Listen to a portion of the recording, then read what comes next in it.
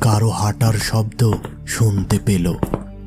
প্রথমে সে ওই শব্দটিকে বেশি পাত্তা দিল না। এবার বাহিরে দৌড়াদৌড়ির শব্দ শুনতে পেল, আর সাথে সাথে তার মনে পড়ল সে এই বাসায় একেবারে একা।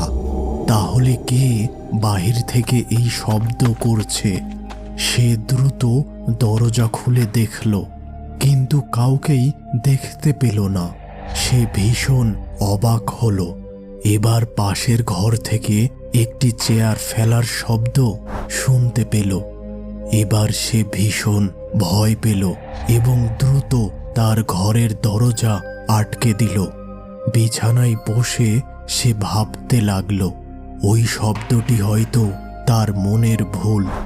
এমন সময় বাহির থেকে কিছু কুকুরের কান্নার শব্দ